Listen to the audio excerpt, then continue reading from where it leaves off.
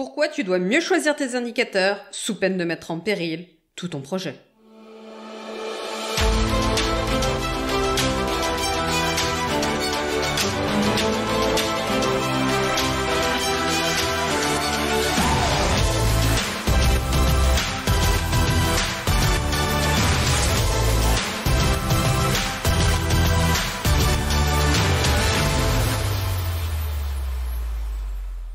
Si tu cherches à progresser dans un domaine, tu as probablement fixé des indicateurs pour évaluer ton évolution. Mais attention, très souvent, je vois des gens qui fixent les mauvais indicateurs. Des indicateurs qui risquent de te mener droit dans le mur et qui vont te conduire soit à t'éloigner de ta cible, soit carrément à abandonner ton projet. On va voir ensemble comment se fixer les bons indicateurs pour réussir ta progression dans le domaine qui te tient à cœur.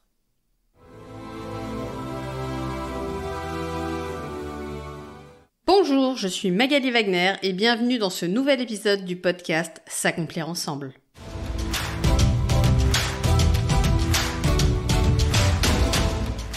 Cet épisode est un second épisode de la série Retour de coaching. Il fait suite à un rendez-vous que j'ai eu hier avec une personne que j'accompagne en individuel et qui est en plein lancement de sa chaîne YouTube. Il a posté son premier épisode. Et pendant la conversation d'hier, on a un échange tous les deux concernant qu'est-ce qui est important pour lui pour cette chaîne YouTube et où est-ce qu'il veut la mener. Et dans cette conversation, il me glisse que plusieurs fois par jour, il va regarder le nombre de vues qu'il a sur cet épisode. Et c'est extrêmement courant sur les gens qui commencent à poster sur les réseaux sociaux. On a très envie d'avoir de l'impact, d'aller vite et de savoir que notre message va pouvoir porter. Mais c'est son premier épisode. Et honnêtement, pour un premier épisode, moi je trouve qu'il a déjà pas mal de vues. Et c'est plutôt cool. Mais est-ce que vraiment le nombre de vues c'est le bon métrique pour lui maintenant ? Et c'est toute la discussion qu'on a eue derrière.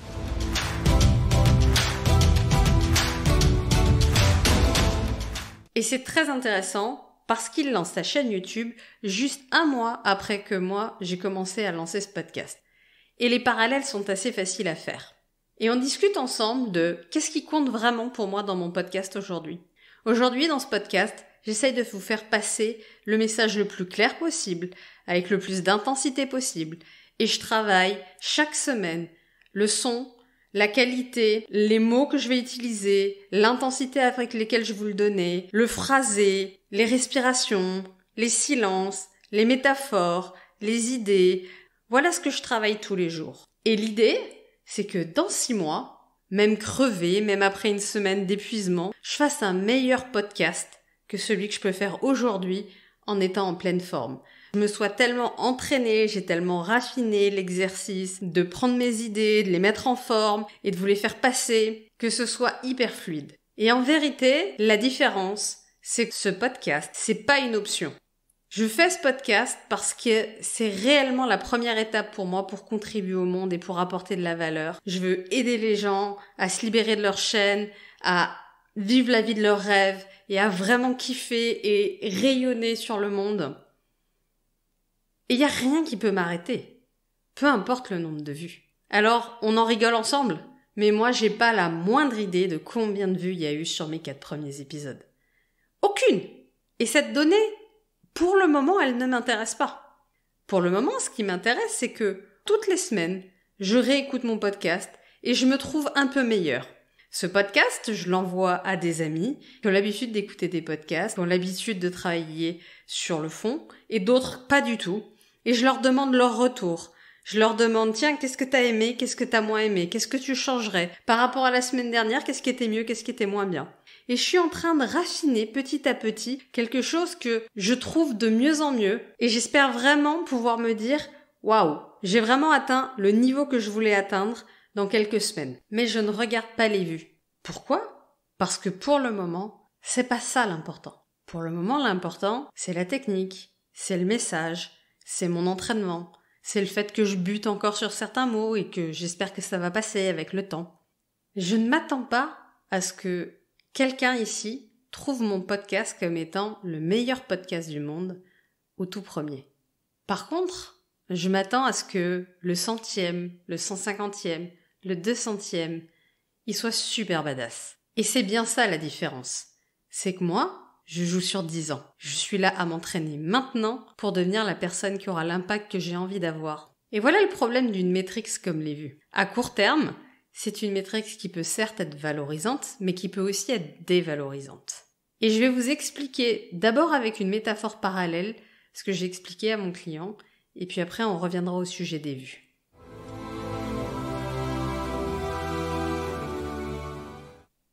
À mon client, je lui ai dit « Le problème avec les vues, c'est que c'est potentiellement pas le bon indicateur, ou en tout cas un indicateur qui est pas assez précis, et c'est comme faire un régime en suivant son poids sur la balance.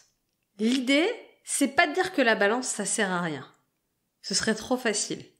La balance, c'est une mesure intégrative qui intègre un certain nombre de paramètres et qui donne une vision globale à un temps T d'un état. Mais je peux vous garantir que vous pouvez trouver, si vous cherchez sur Internet, là je vois l'inconvénient du podcast par rapport à la vidéo, des photos de 2 personnes qui font exactement la même taille et qui font le même poids et qui ont des physiques extrêmement différents. Si vous prenez quelqu'un d'extrêmement musclé, d'extrêmement sec, et qu'à côté de ça, vous prenez quelqu'un de pas du tout musclé et de plutôt gras, vous allez avoir, avec un poids équivalent, des physiques qui n'ont absolument rien à voir. Pourtant, ils font exactement le même poids pour la même taille. Et c'est bien tout le problème d'un indicateur comme l'IMC, l'indice de masse corporelle, qui est un indicateur global qui donne une première idée, mais qui n'est pas assez précis. Il ne s'applique par exemple pas aux sportifs intensifs.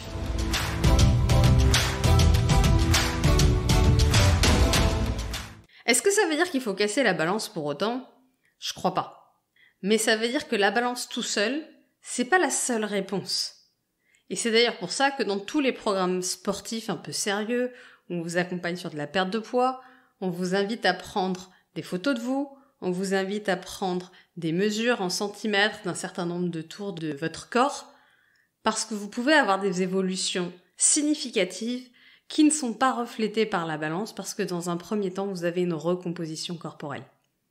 Et je ne sais pas combien de personnes j'ai vues qui ont arrêté un régime, qui ont arrêté une alimentation, qui ont arrêté un sport, une hygiène de vie, parce qu'ils n'avaient pas, à court terme, les résultats qu'ils souhaitaient. Alors mon idée ici n'est pas de faire l'apologie du régime, vous savez ce que j'en pense. Je crois pas au régime, je crois que aux hygiènes de vie et à la santé à long terme. L'idée ici, c'est de vous dire, et si on prenait un indicateur plus précis ? Alors pour finir mon parallèle avec la perte de poids, je vais revenir à mon histoire de vues.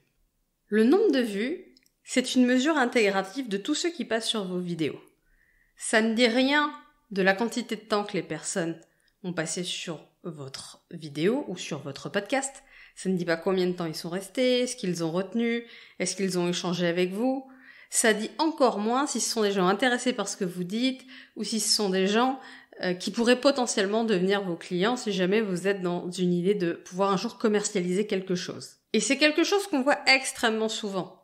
On en a un certain nombre des personnes qui sont des créateurs de contenu et qui ont fait de leur année 2023 une année où ils ont été explorés, par exemple, le réseau TikTok, et ils ont littéralement vu leur chaîne exploser. Mais exploser en nombre de vues, mais comme jamais une chaîne YouTube n'explose. Mais voilà, ces mêmes créateurs, ils vendent des produits. Et lorsqu'ils regardent l'origine du trafic de leur vente, leur chaîne TikTok, elle a beau ramener des centaines de milliers d'abonnés, elle ne ramène pas de clients. Et ça, c'est un premier risque, c'est de se focaliser sur pas le bon public. Mais il y a un risque encore plus pernicieux, encore plus dangereux selon moi. Qu'est-ce qui se passe si tu fais une vidéo qui te tient extrêmement à cœur et qui donne vraiment le cœur de ta pensée et avec toute la structure et la précision que tu veux mettre, qui fait assez peu de vues. Et juste après ça, fatigué et un peu dans le fun, tu peux faire une vidéo un peu vite fait sur un sujet d'actualité et peu importe pourquoi, cette vidéo elle part virale. Et si tu es absolument addict au nombre de vues, le risque que tu vas avoir, c'est à faire de plus en plus de vidéos comme ça, parce qu'en fait toi ce que tu veux c'est des likes et des vues, et de moins en moins de vidéos qui te tiennent à cœur. Et c'est exactement comme ça que tu vas te perdre, que tu vas commencer à faire un contenu qui te ressemble plus du tout. Tu vas attirer à toi des personnes qui sont pas du tout les personnes que tu as envie d'impacter, et tu vas te retrouver derrière à faire une dépression et à plus vouloir faire du contenu. Et je sais pas combien de fois j'ai vu ça en fait.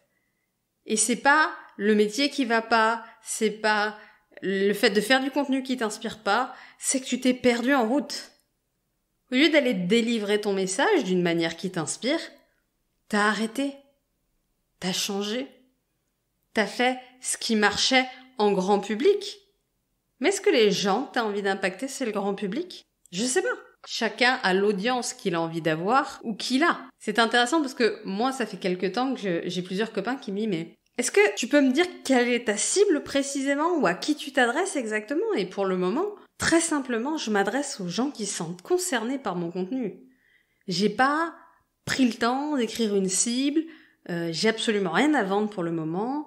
J'ai juste envie de contribuer au monde, j'ai juste envie de porter ma voix, une voix de plus pour essayer de faire en sorte que les gens ils vivent une vie qui les fasse kiffer, qui respire, qui rayonne et qu'ils impactent le monde à leur tour.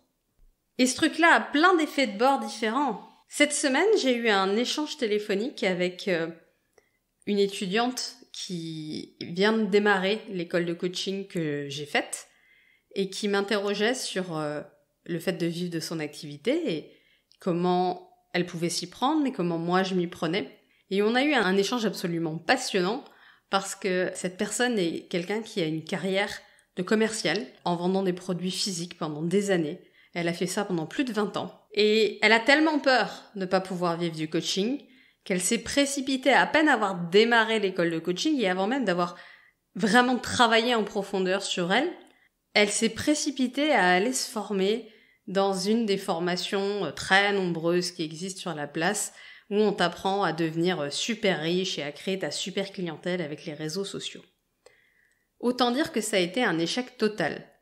Et je trouve hallucinant qu'on n'en parle pas plus souvent de toutes les personnes qui prennent ces accompagnements, qui ne sont pas faits pour eux et qui se plantent. Et le problème c'est quoi? C'est pas que l'accompagnement il est mauvais. J'ai aucun doute qu'il y ait des gens pour qui ça marche très bien.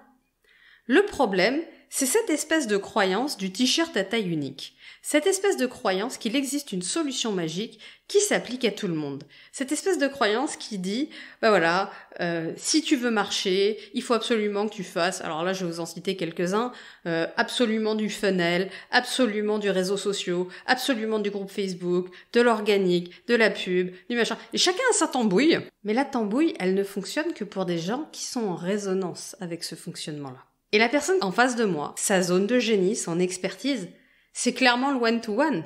Elle est capable d'appeler des gens à qui elle n'a jamais parlé, d'aller faire un pitch, de faire de la négociation et de vendre comme la plupart des coachs sont absolument pas capables de faire parce qu'ils sont pas nécessairement à l'aise avec ça. Mais elle peut le faire. Elle peut avoir un impact massif avec ça. Et la relation humaine, c'est vraiment une zone de génie pour elle. Et plutôt que d'aller exploiter sa zone de génie, d'aller travailler sa zone de génie, elle a suivi le mouvement, elle a suivi le troupeau, on lui a dit « faut absolument que tu fasses du réseau social » et elle a fait ça. Mais elle a détesté et donc elle a abandonné. Et si on prenait le temps de partir de soi pour aller vers l'autre? Les entrepreneurs que j'accompagne aujourd'hui, s'il y a bien un truc que je fais différemment de la plupart que vous trouvez sur la place, c'est que je vous fais pas travailler votre cible, votre avatar client, votre solution d'offre, votre unique selling proposition et que sais-je encore. Tant que vous savez pas qui vous êtes. Qui est-ce que vous êtes? Qu'est-ce que vous aimez? Qu'est-ce qui est facile pour vous? Qu'est-ce qui est difficile pour vous? Qu'est-ce qui est une peur? Qu'est-ce qui est une croyance?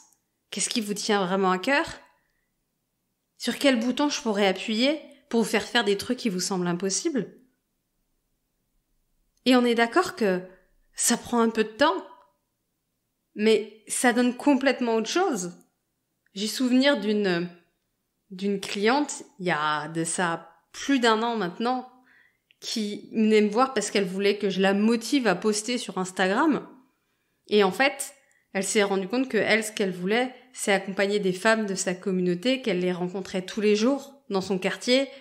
Et en fait, elle s'est mise à accompagner en one-to-one, donc de personne à personne, alors qu'elle s'était raconté l'histoire que pour s'en sortir, il fallait absolument qu'elle fasse de la formation en ligne et qu'elle vende des petits produits de formation en ligne, comme l'un de ses mentors le préconisait. Et on a juste pris conscience, en se posant 2 minutes, que ce mentor et elle n'avaient pas du tout la même vie, n'avaient pas du tout les mêmes traits de caractère, les mêmes valeurs, les mêmes besoins. Et donc forcément, une façon d'approcher un client qui est très différente. Quand t'es un introverti et que t'as pas trop envie de parler à tes clients, tu peux pas avoir le même business que quand t'es un extraverti et que c'est très important pour toi d'être en lien.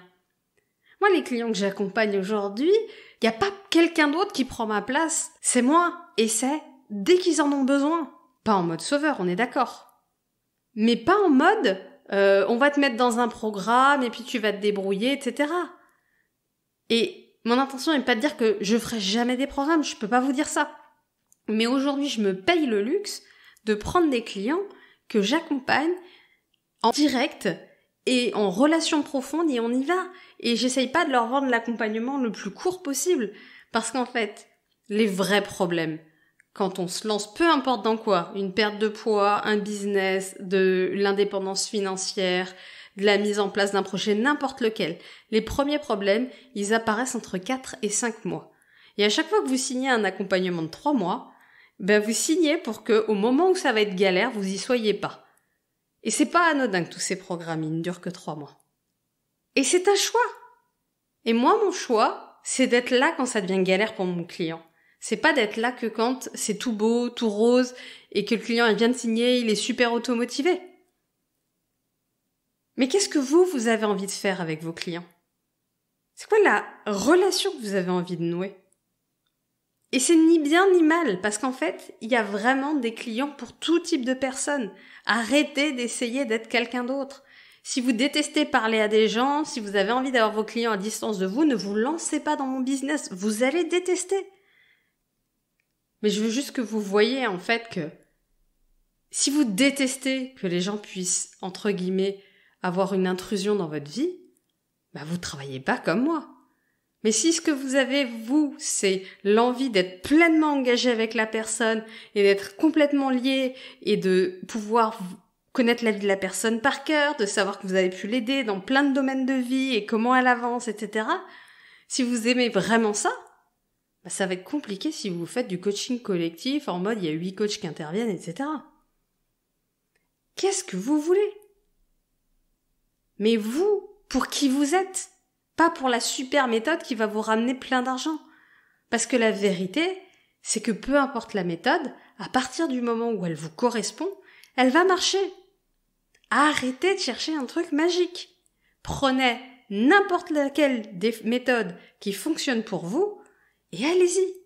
Je connais des gens qui vivent très bien en n'ayant jamais mis un truc sur un réseau social. À titre personnel, avant mon podcast, qui est là depuis que seulement un mois, vous avez jamais trouvé des publications que je vous ai faites sur les réseaux sociaux, etc. Et pourtant, moi, je vis de mon activité. Comment c'est possible? Je croyais que c'était impossible de vivre sans les réseaux sociaux. Et encore une fois, le propos, il n'est pas de dire je serai jamais sur les réseaux sociaux. Mon propos, il est de dire ce n'est pas une absolue nécessité. Il y a des millions d'autres façons d'avoir des clients. Trouvez la vôtre.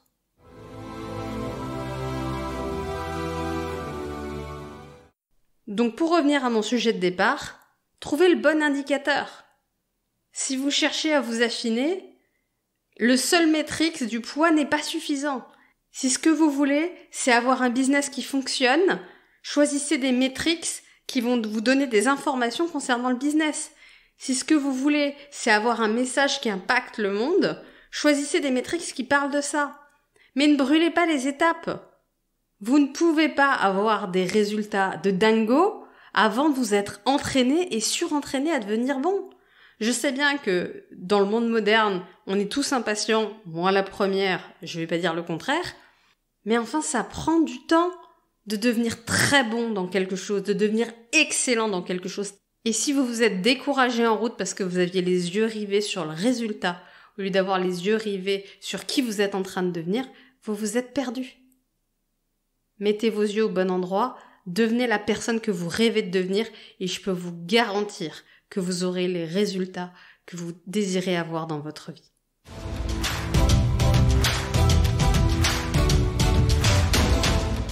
Voilà, c'était ce deuxième épisode de Retour de coaching et j'espère qu'il vous aura apporté beaucoup de valeur. Dans cet épisode, on a vu l'importance de se fixer les bons métriques, à la fois des métriques qui soient suffisamment précis et en même temps qui nous donnent les bonnes informations. Ne pas avoir les yeux fixés sur le résultat final qu'on espère avoir, mais avoir les yeux fixés sur qui je deviens en m'entraînant et en m'entraînant et en m'entraînant. Et à un moment donné, ça va devenir tellement fluide que les gens, ils vont avoir envie de venir vers moi et que mon objectif, il va s'amener à moi. Et on a aussi vu qu'il était absolument nécessaire de trouver, peu importe le domaine dans lequel on veut évoluer, une stratégie qui nous correspond. C'est d'abord moi qui je suis, quelles sont mes contraintes, quels sont mes besoins, quelles sont mes valeurs. Je trouve une stratégie qui me correspond et ensuite je la déroule et pas je cherche une stratégie magique qui va être meilleure que les autres. Ça n'existe pas la stratégie qui est meilleure que les autres pour tout le monde. Il n'y a pas de hack magique. Par contre, il y a de l'entraînement, de la progression, de la répétition et de devenir excellent dans la manière avec laquelle vous voulez faire les choses. J'espère que vous avez apprécié ce podcast.